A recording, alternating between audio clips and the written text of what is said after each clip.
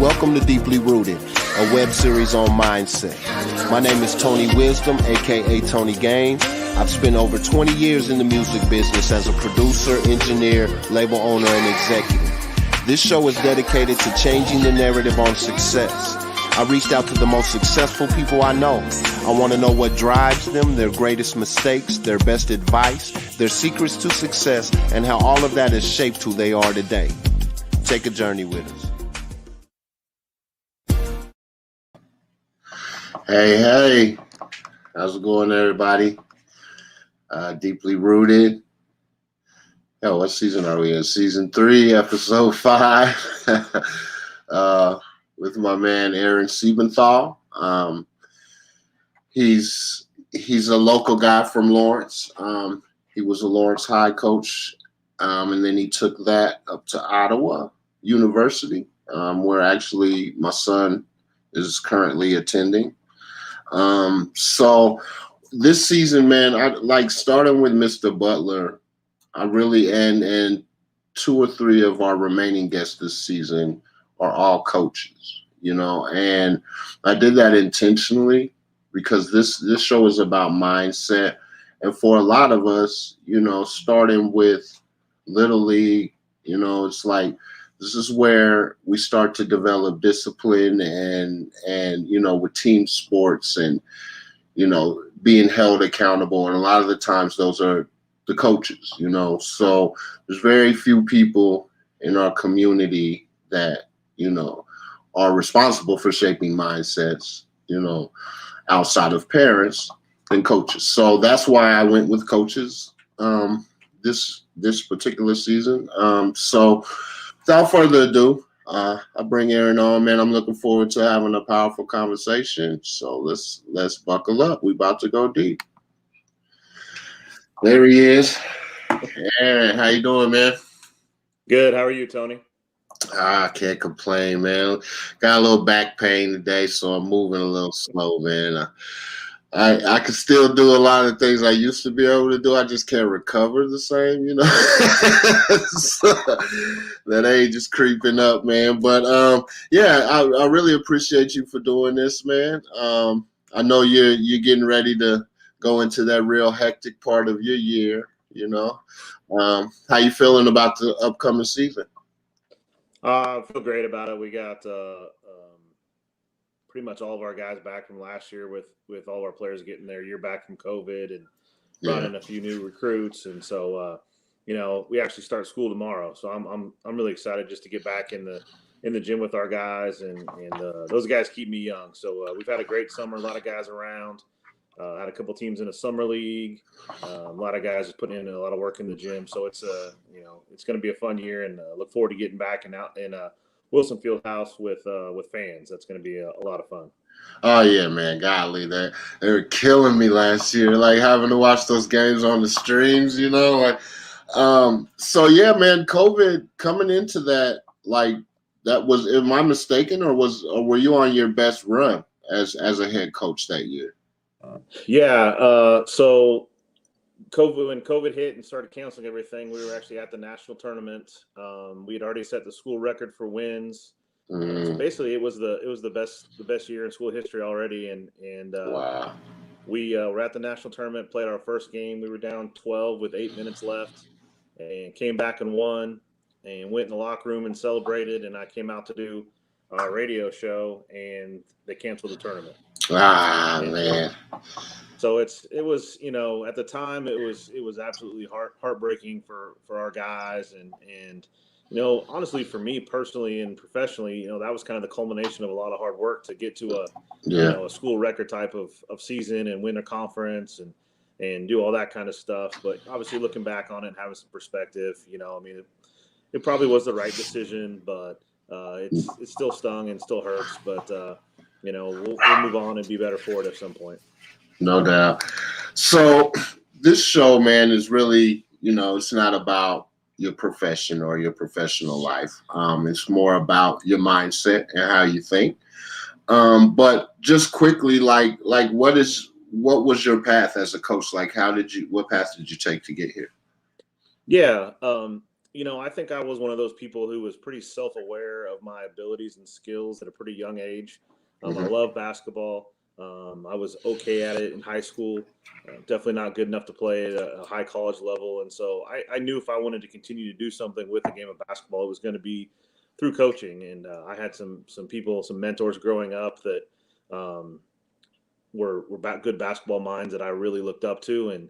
And so really I started officiating like biddy basketball in my freshman year of college at KU, got to know some people there and started coaching some AAU stuff, some travel ball, started getting paid to do that a little bit. And then when Chris Davis got hired at Lawrence High, I interviewed for the job and he hired me as his assistant.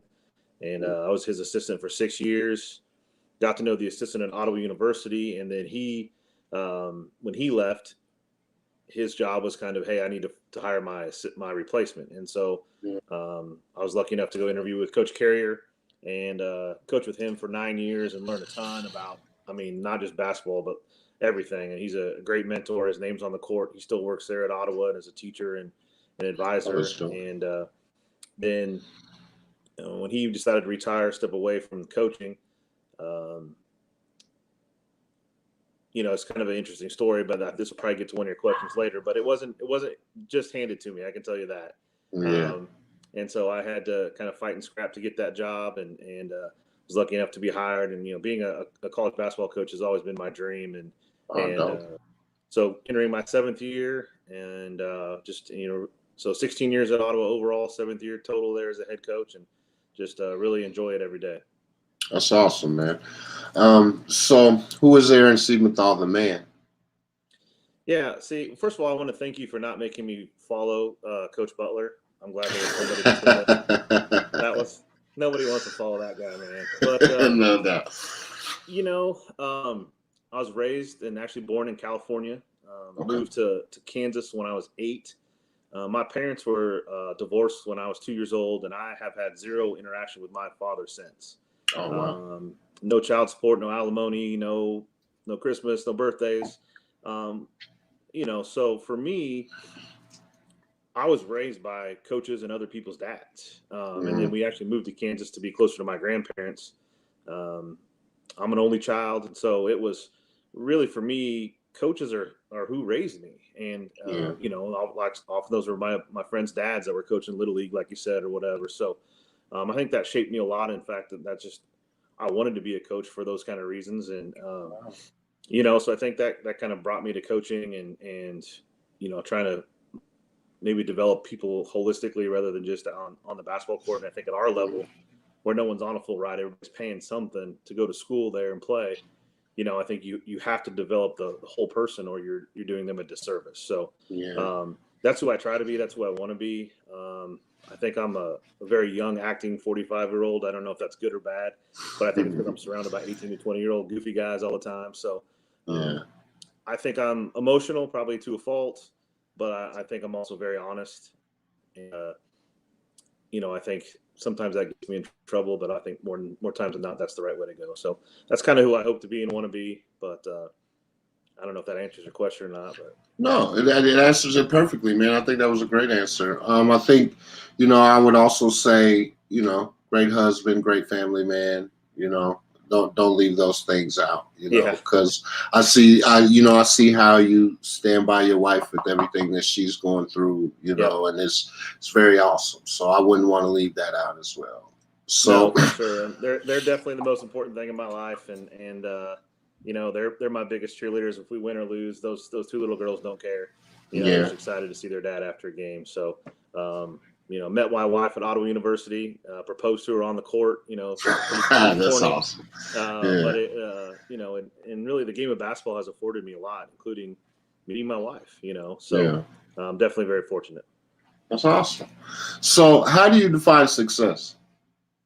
See, I promise you, I've watched the show and I've read the questions ahead of time, but this is, I think, the hardest question. For me, I define success as the people that I've surrounded myself with, they're successful.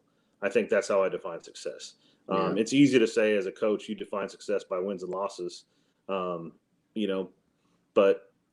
I think I've won 106 games, but I've lost 74 or something like that. So, Do I consider myself averagely successful? No, I think I'm very successful because the people that I've coached, the people that have coached with me, go on to do great things. I mean, I've coached doctors and lawyers and great family men, and a ton of my former assistants go on to be head coaches other places, or high school teachers and coaches, and that means a lot to me. So I think that's how I define success: that the people I'm with and support are successful.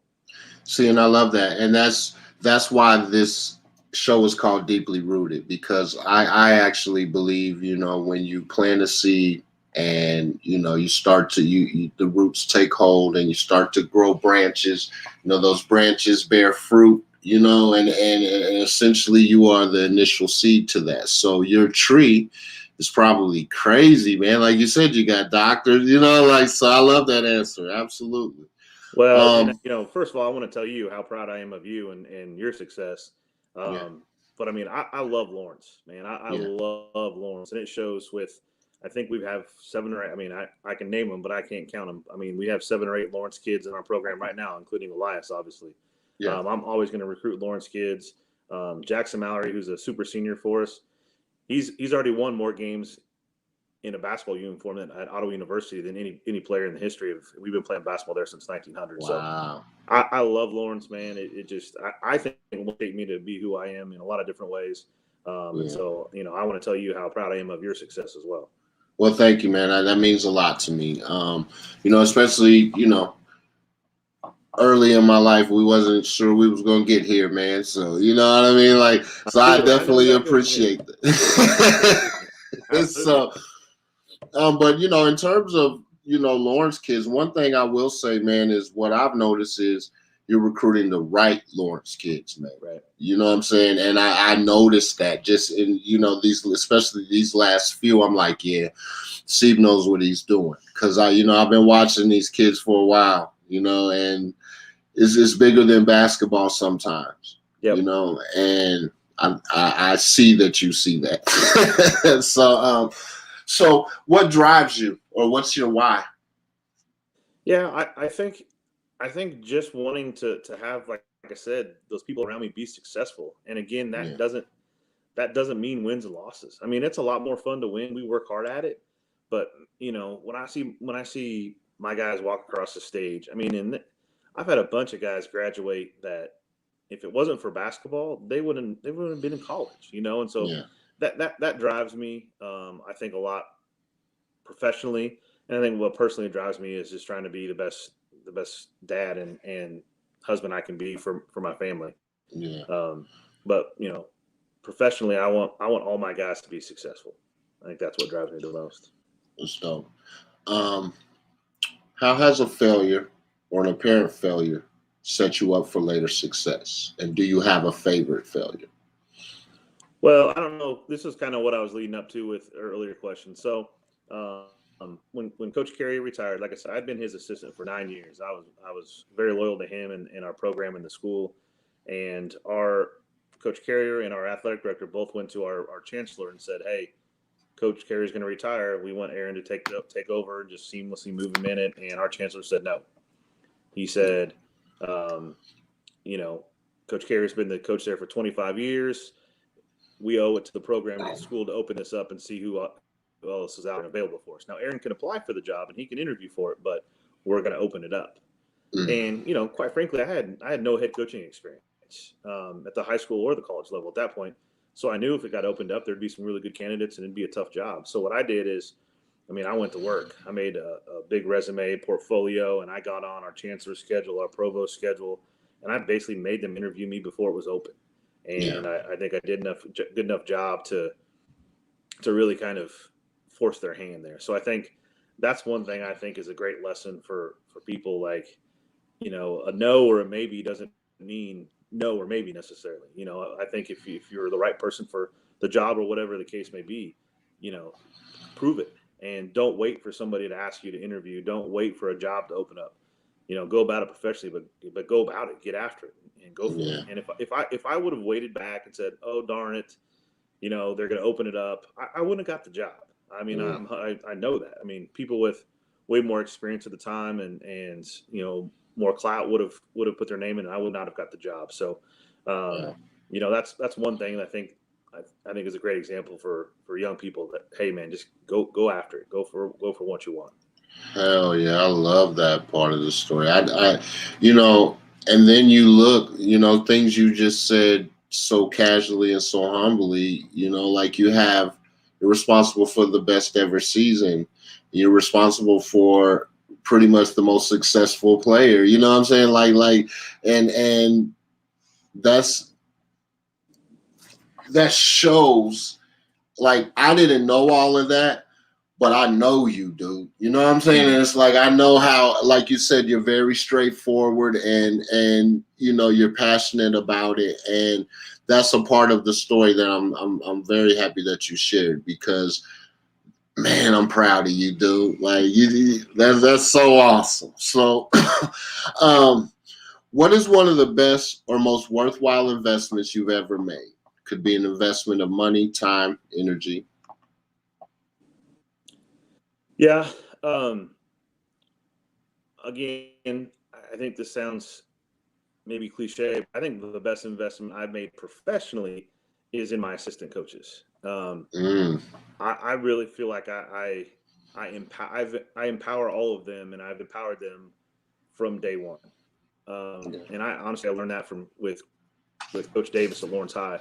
I can't tell you how many times we were in a close game at Lawrence High, and I'd say, Coach, I got a play that'll get us a bucket right here, and he'd hand me the clipboard, say, draw it up in the timeouts. And I've done that with my assistants in playoff games and national tournament games.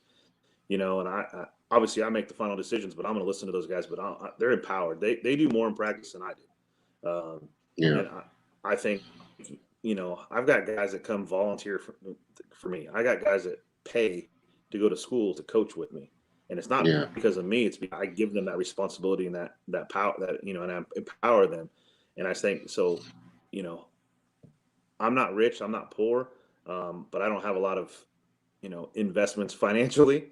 But I definitely feel like I've invested in those people that coach with me, and I think professionally that's paid off more than anything I can think of. Yeah, and I think that's a great lesson. Like, as a leader, I mean, pretty much for any of us, is like when you build your team, you have to trust people, to do their job, and when everyone trusts everyone, then you start to breed success. You start to breed an environment of success, so that's a great answer. Okay, so what small act of kindness were you once shown that you'll never forget? Well, this was going to be the hardest one for me just because I don't want to get emotional, but probably the two things for me that really stand out is so my oldest daughter, Berkeley, she's 6 now. When she was born, we were a couple hours away from going home from the hospital. She was born in Lawrence, and they did one last test on her, and she had basically a minor heart defect. They figured it out. And so an ambulance from Overland Park Regional Medical came and picked her up in an ambulance and took her away. Okay. And that was, at the time, was the worst day of my life. And she was in the NICU for a week, and she's great now. Everything's fine. She just needed some extra oxygen, but they put your 3-day-old in an ambulance and tell you you're not allowed to follow the ambulance to Kansas City, because if they have to go lights and sirens, they don't want you to try and keep up with it. That's pretty tough to take. And then my wife, as you mentioned earlier, she's just recovering from breast cancer. She had surgery and actually is a week out from her last chemo treatment, and she's doing great. But the reason I bring those two up is the nurses that have taken care of my family have been unbelievable. And I can't imagine, and I just sit there and go, I hope my kids have, whether they're nurses or whatever they decide to do with their life, I hope they have that kind of empathy and that kind of caring for people, because every time I sit there and watch someone else take care of my family in a physical setting or hospital setting like that, it blows my mind. And those are special kind of people, and they're not paid enough in this world. But those are two big life events for my family that, if it wasn't for those special kind of people taking care of them, it might be a different outcome. And so that really just stands out to me as, wow. I could imagine holding a 4 or 5 day old baby with wires and tubes and everything all over them all the time, you know, in a NICU like that. For somebody to show up every day and do that, you know, is just pretty darn amazing to me.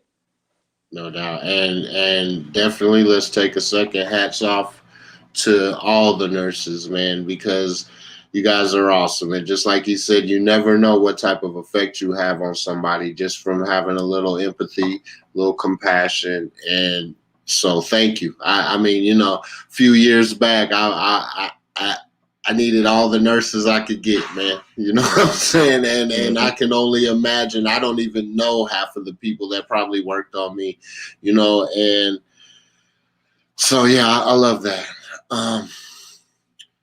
Okay, so in the last 5 years, what new belief, behavior, or habit has most improved your life? Okay, so I know this isn't about basketball, but I think it'll get to where we want to be, I promise you. So, 3 years ago, we had a really good team, and we were toward the end of the season, and my starting 5-man, who was pretty good but kind of crazy, got ejected from a game. And so he couldn't play the next game. Well, the next game happened to be a home game where we were playing Oklahoma Wesleyan, who's in our conference, who at the time was the number 1 team in the nation. Okay. And so we were going to take on the number 1 team in the nation without our starting 5-man. Kind of scary. Right. So basically we, in 2 days, kind of manipulated our offense a little bit and changed some things around. And besides the X's and O's part, what we decided was, you know, we didn't have quite the horse. We had good players, not quite as good of players. But for us to win that game, our guys had to believe they were better than those guys. And it was basically we need to put them in a position where they can make plays and they can shoot the ball and feel if it goes in, heck yeah. If it doesn't, oh well, and move on. Yeah.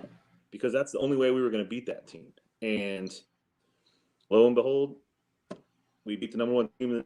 It's the first time in school history that any sport had beat the number 1 team in the nation. Oh, wow. And quite frankly, that is what our offense is now. I mean, it literally, that game, that kid being ejected, and what our offense is, I mean, we spread the ball out, we pass around a ton, shoot a lot of threes, and you'll very rarely hear me tell a kid not to shoot. We might talk about whether it's a good shot, but whether not we don't say don't shoot the ball. And so I think what we've tried to do is really grow a culture where if everybody shoots it when they have a great shot and everybody passes it when they don't, it's a lot of fun. And I think really trying to empower our guys to have that confidence, not just in themselves, but in each other, in our coaching staff. And when we do that, it's a lot of fun to watch. I mean, we're top 10 in the nation in scoring every year. We're top 10 in the nation in threes made every year.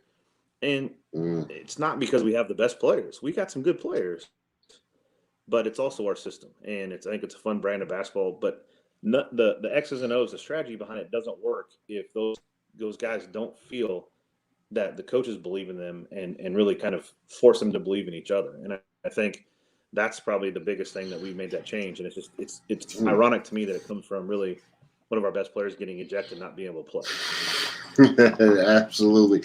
And you know what, man? I actually saw that in my son at the end of, because they didn't get to play much, but they did get to play, right? And one of the things throughout high school for him was he felt like if he shot a shot, he was going to get in trouble or he was going to get benched. And so a lot of the times you would see him just pass it off. It's like just because he didn't want to take a shot. But then this year, he said he was 40% from 3. I was like, get the hell out of here, right? But it was that confidence to just shoot it, So I actually see that. So that's a great answer. I can attest to that.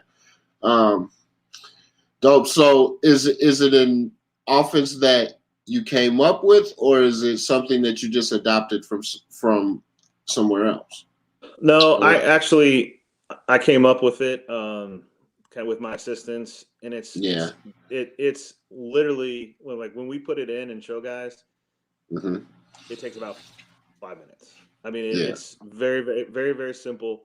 Now, getting good at it takes a long time, but the actual rules and where they're supposed to go in, there's a ton of freedom in it.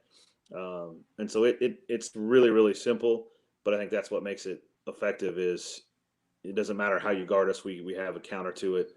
We rep those counters. But again, if you don't have that mindset of, hey, this is a good shot, so I'm going to shoot it. Joe Johnson, who's one of our seniors, I was messing with him on Twitter, and he was putting his workout on Twitter. And Joe's the kind of guy that he's probably our best shooter, but he won't shoot it sometimes when he's open. And so I'll do the opposite. I'll take him out for not shooting it.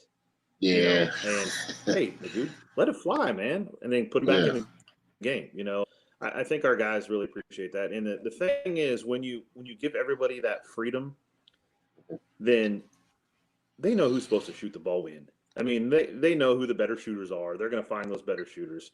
And a guy like Jackson Mallory is a great example. Jackson plays a lot for us because he does less. You don't need 5 guys that are trying to jack shots. I mean, you don't. You need guys that are willing to share the ball and do things like that, and that's what Jackson's great at. And so that's what we're trying to develop. And but it's been a lot of fun. I love that because it it kind of goes to life too. Like you may not always be the best, the smartest, you might not have the like you said, the most talented kids. You might be going up against the #1 team in the nation, right? But you can, through hard work, using your mind, thinking outside of the box, there's always a way, So I love that. Yep.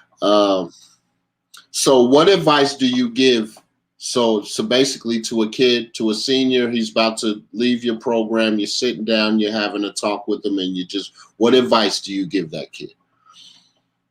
Yeah, I think figure out what makes you happy and attack that with everything you have. Our motto is E3 in our program, which means energy, effort, and enthusiasm. We want our guys to bring those 3 things to everything we do every day, hold themselves accountable and each other accountable. And, some people are money motivated, and there's nothing wrong with that if that's what brings you that inner peace. Some people, like me, there's a reason it took me 6 years to graduate college.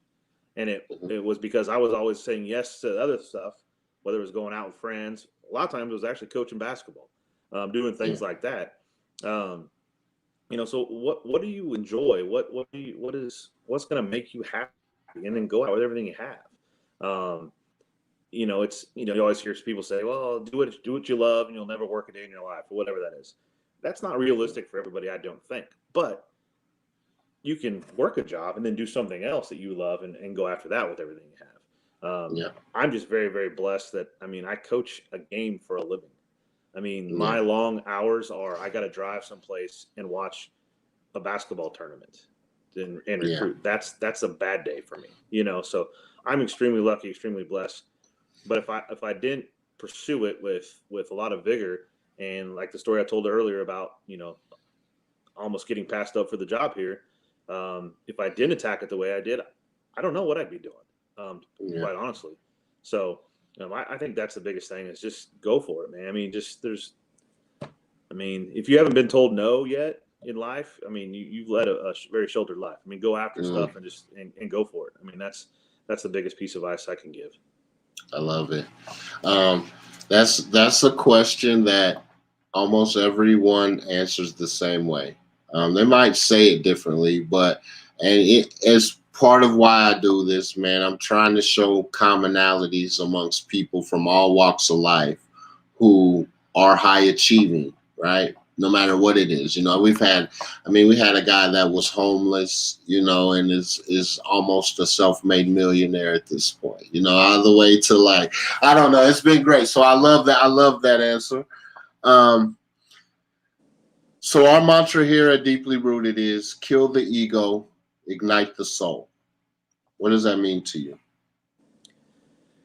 Yeah, that's to me, it's something that's taken me a long time to learn. I think, to me, kill the ego is when you, again, my definition of success is people around you being successful, and that might even be people you're competitive with. It was hard for me to root for Oklahoma Wesleyan when they were at the national tournament. That's kind of our rival, right? Yeah. But my ego says, man, I want them to lose, right? Yeah. But the right thing to do is to support them and to, I shot their coach a text after every game, man, congratulations, keep it going. That's the kill the ego part for me, is when you can celebrate other people's success, even when they might be your rival. Maybe they're the people that knocked you out of the conference tournament in a controversial manner, right? I mean, when you can do that, then I think you've kind of you've killed that ego, and that's what that means to me is to always see the opportunity other people have and really celebrate that success. And it's hard. I mean, I can remember myself sending some of those texts like, man, I don't want to do this, but this is what a good person does. Yeah. And that's hard for me. So. And that's the soul part of it, right? Like that's what a good soul does, right? Yes. Because and and at the end of the day, it brings a purity to the game. It brings honor to the game, and steel sharpens steel, right? So them being the best that they can be is pushing you guys to be better. So even in the end, even when you take the ego out of it, it still benefits you. You know what I'm saying? Because you don't want to show up and play bums every week, man. That doesn't help you or your guys get better. You need the best competition possible, Yep. So great answer, man. We all have that moment in our journeys where we want to call it quits, when we were at our lowest, so to speak. When you reached that point on your path, how did you fight through it? What kept you going? Yeah, that's a really good question. And again, I hate to relate everything to basketball, but I feel like it's kind of just ingrained in me. I mean, there was times where I would be coaching a game and I'd be like, are we really going to lose to this team? I mean, is this what it's going to be?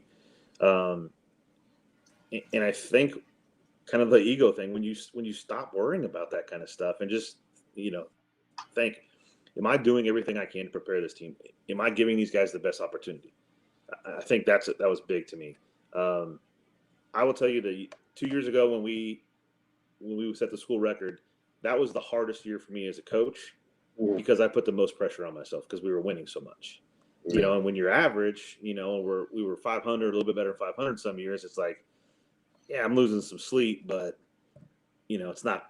it's okay because maybe we just don't have as good enough players, so we got to recruit better. And so that was really tough. And it's, I hope I get to continue to fight that battle, but being successful often like that is really hard. I mean, it's hard to manage that. And so it's kind of weird to sound like I was at a low when we were having the best season in school history, because I wasn't low. I was just the most stressed I've ever been. And I mean, we clinched the conference, and I wouldn't let the guys cut down the nets because there was still a game going on and we might not clinch it outright. And so finally my AD came up to me and she said, you might not ever get to do this again. Here's your scissors, cut the freaking nets down. And I said, okay. But again, our guys are cut down the nets and I'm watching the other game on someone's phone, and just those are the kind of things where I think you got to make yourself like really stop. And again, it sounds cliche, but stop and enjoy it. And the journey is the fun part. It really is. Because I know our record that year, but I can tell you that when we started off our year in the Virgin Islands, we played our first 2 games in the U.S. Virgin Islands. It was a great trip. And I'll remember more about that trip than I will our trip to the national tournament. Yeah. And so, again, not a great answer, but to me, really just making yourself enjoy the good times, because that way when you are at your low, now you have something to reflect on. And it wasn't just, oh, we won a bunch of games or whatever the case may be, or we were successful. It's, man, that was awesome. What a great experience. That whole thing was great. And then, use those highs, really enjoy those highs, because you don't know when they're going to come again. And I think that's a great way to kind of pick yourself up when you're down. I love it, man. That is a good answer. Because, if you look at it like a heartbeat, right? You know how the heartbeat monitor goes up and down, right? That's kind of how life is. Yep. But if you look at the mass of that shape, it's really the center, right? Like where there's the most part of it. It's like that much is So sometimes you're up, sometimes you're down, but you're mostly in the middle, right? Mm-hmm. So you got to feel those highs and you got to feel those lows, but you also have to appreciate the middle because that's where you spend most of your time, right? Yep. Just normal days, and it could be whatever. And we all have the same 24 hours in a day, and you can make of it what you want, right? So I think it's a great answer. So this is one of my favorite questions right here. Oh, well, actually, hold on, I skipped one.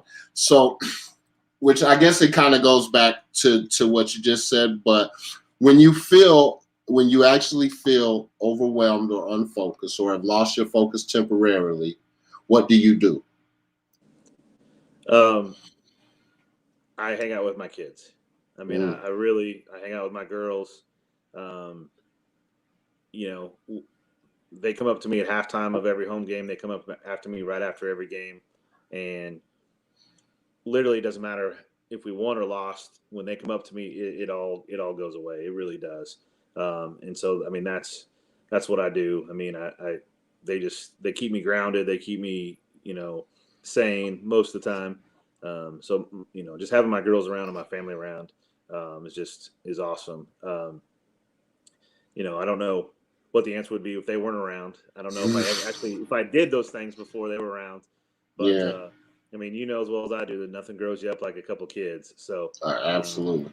But they're awesome, and my wife is so supportive. And I mean, being gone as much as I am when it's the heart of the season, that kind of stuff. I mean, I couldn't do that without a very supportive wife. So very lucky there. But my kids are really who keep me level and keep me going. That's awesome, man. And how old are they? 6 and 4. Yeah. So it goes fast. So right, so I'm glad that you're appreciating it, and there will be different ways that they show up like that. All once they get into their teens, it's going to be the same, but it's going to be different. So I'm glad that you're taking the time to appreciate that now. Because I swear it just seemed like Elias was 2 years old just yesterday. Man. Like, yep. God. Okay, so this is one of my favorite questions. If you could have one gigantic billboard anywhere with anything on it, what would it say and why?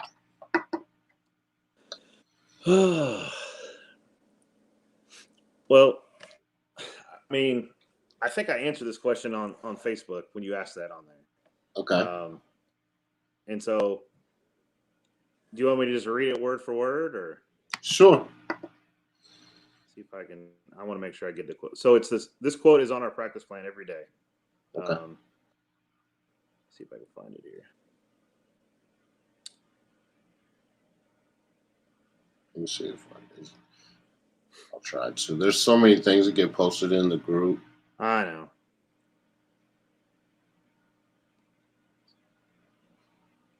Here you go. Okay. Great teamwork is the only way we create the breakthroughs that define our careers.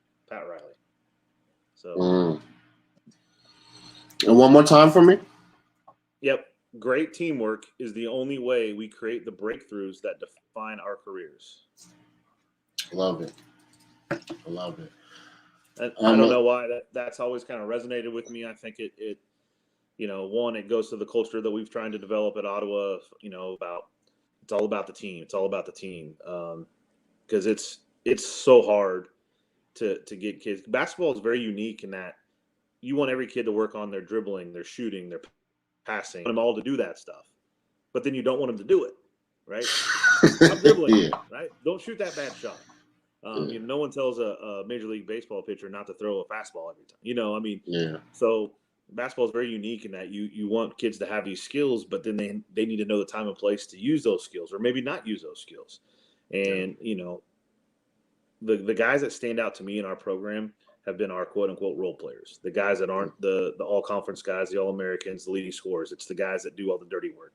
And the very first one I ever coached at Ottawa, the first kid I ever signed at Ottawa, is Matt Green from Free State. Matt played at Barton. He went to Free State, played with Brady Morningstar in that group. And Matt came on a team that had 2 All-Americans. Coach McClintock was one of them.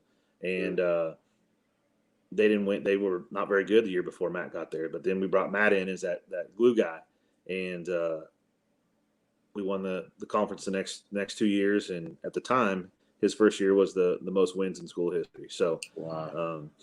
I think teamwork and really trying to throw everything you have into something bigger than yourself is really hard. It's very hard. And but 2 years ago, our best team in school history, the conference player of the year that played for us, came off the bench every game. I noticed that because me and Elias came to a game, and I had been watching. I was like, Elias, isn't he the leading scorer? and I guess he asked you, and he was like, that's how he. I don't know. That's how he wanted it, or was that your decision? No, he didn't want it that way at the beginning. Yeah. Daryl Bowies, who we're speaking of, he was a conference player of the year. He was a second team All-American and did start a game the entire year. Basically, for us to really flourish and have that where the ball is really moving and passing and everything, it was better for Daryl not to be out there for that because that wasn't what Daryl does. And that's fine. He was really good at putting the ball in the basket, and he bailed us out of a lot of games. Yeah. And so it was kind of hey, let's get everyone else involved first, and then we'll bring Daryl in. And now everyone else is involved. So the defense kind of expands away from the basket, and now it's easier for Daryl to get to the basket. Yeah. And he was also usually going against everybody's second unit. And so then when it came time for him to start as a senior, we had 6 seniors, and I was going to start him on senior night because he hadn't been starting. And he said, "No, Coach, I don't want to. I want to do the whole season off the bench." So he didn't like it and love it at first, but I think he figured out why we were doing it, and we talked about it, and he really embraced that role, and we're glad he did because he was really good. You end up having a legendary season. That's awesome. That's a great story, man. I mean, just seems like everything you got going on up there is just shaping up to be a great story, man. You're gonna have I could see Aaron Siebenthall having the Rudy movie of basketball. You know what I'm saying? And next thing you know, you're at Allen Fieldhouse, man. We're putting it to the universe, man. So for the last question, which I just took it off of there, but I should know it by heart. But I want to make sure I read it right. So this is a music question. I had to put some type of music question in there. What song would you consider the soundtrack to your life? Or is there a song that you turn to for strength? I don't know if it's kind of morbid, but I've told my wife that I want her to play "Just Breathe" by Pearl Jam at my funeral. So I guess that would be my answer. That's dope, man. That song honestly moves me to tears about every time I hear it. So it just resonates with me. The lyrics really resonate with me, and I like all kinds of music. I do, but Pearl Jam is probably my favorite group, and that song really just sticks with me. So probably a little morbid answer. Hopefully, no, man. That you've answered that question the best, right? Because most people, they don't really think of it in terms of because that's what I mean. That song that moves you, almost moves you to tears, that really resonates with you. So that's perfect, man. So C, thank you so much. It's been a great interview, man. Good luck this season. Hopefully we can get a little bit back to normalcy and, at least get through the tournament. And, I have a feeling that you're bringing that damn ring home, man. So I'm one of your biggest fans, bro. And I really appreciate everything you've done for my son as well and building his confidence up.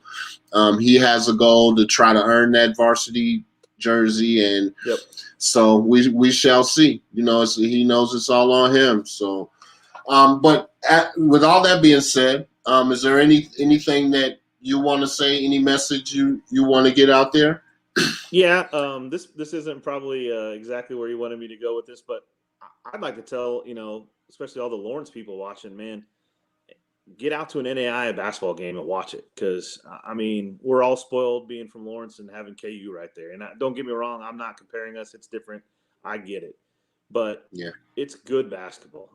It's really good basketball. We got some guys that can really go. Our competition is really good. Our atmosphere in Wilson Fieldhouse is really, really cool. it's really loud in there all the time. We have great student support, great community support. So get out and watch an NAIA basketball game, because you'll enjoy it, and it is better basketball than you think. I can promise you. Anybody can hit me up anytime. I'll get you on a pass list. Don't got to pay a dime. Just come watch us play.